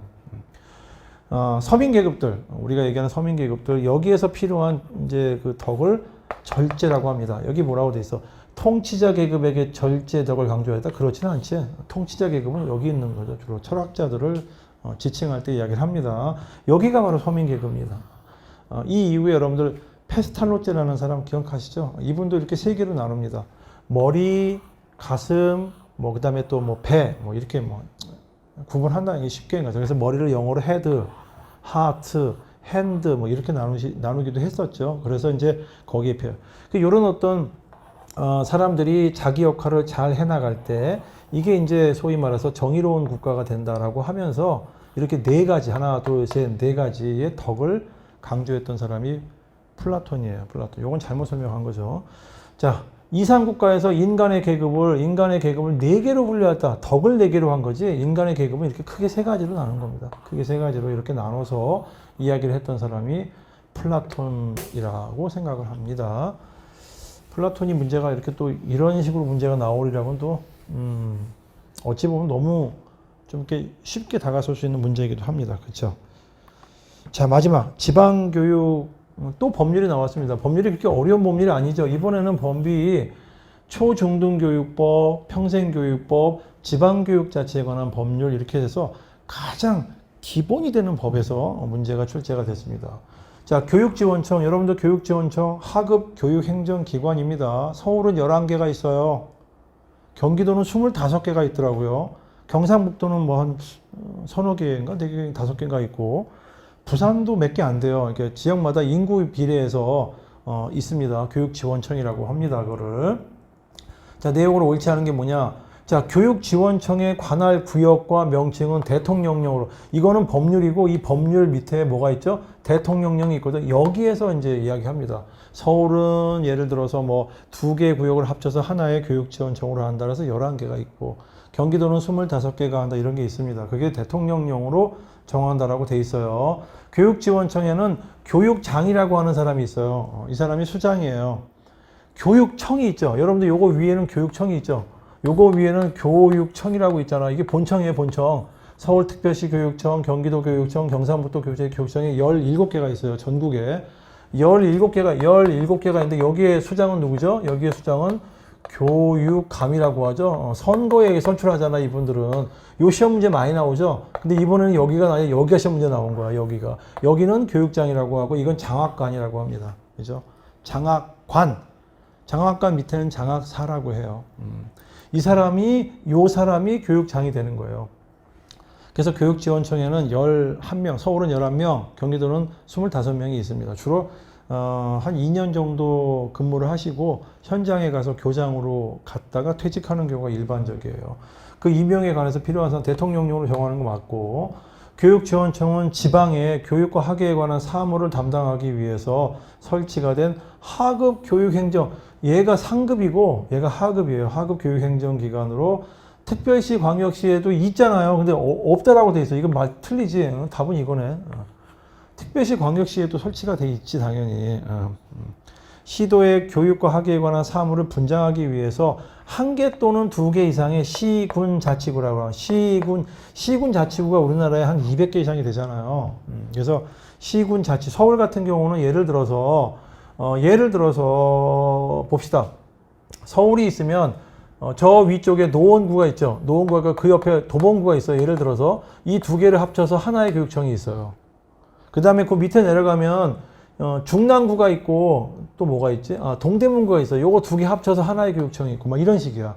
이렇게 해서 11개가 있다는 얘기예요. 보면. 그래서 이렇게 시, 군, 자치구 1개 또는 2개, 1개가 있을 수도 있나 봐요. 큰 거 같은 경우에는. 그래서 1개 또는 2개, 또 3개가 합쳐진 것도 있답니다. 인구가 적으면 3개가 합쳐져서 하나가 될 수도 있어요. 이 자치구를 관할구역으로 하는 하급 교육행정기관으로서 교육지원청, 예전에는 이거를 지역교육청이라고 했는데 여기 지원이라는 말이 바뀌었어요. 요 말이 바뀌면서 요것도 출제가 된 적이 있었다.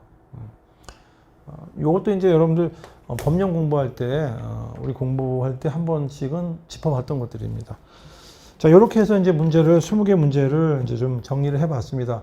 조금 더 꼼꼼하게 해야 되는데, 요거는 이제 우리가 수업 시간에 다시 한번 보기도 하고, 또 이제 여러분들 학습 정리한다라고 생각하시면서 교재라든가 이런 걸 찾아보시면서 다시 한번 이렇게 확인해 보는 시간을 가졌습니다. 문제가 전반적으로 어렵진 않았죠. 앞으로 여러분들 학습을 하시면서 도움이 되셨으면 하는 바람에서 이 시간을 정리하시고, 근데 그렇다고 해서 올해 시험 난이도가 좀 쉽다라고 해서 내년도 쉽게 나온다라든가 이렇게 보장할 수는 없습니다. 법령 문제가 여기서 나왔으니까 여기만 봐야지, 그건 안 돼요. 언제 어떻게 난이도는 얼마든지 바뀔 수 있는 겁니다. 조금 힘들더라도 힘내시고 학습에 임해 주시면 교육행정직이 굉장히 좋은 직업이에요. 여러분들 나중에 시간 되시면 제가 강의 시간에 늘 얘기하지만 경쟁률이 지금 수백 대 1 아닙니까? 국가공무원이. 그만한 가치가 있습니다. 열심히 해주시고 힘내시기 바라면서 오늘 여기서 마무리하도록 하겠습니다. 자, 수고 많이 하셨습니다.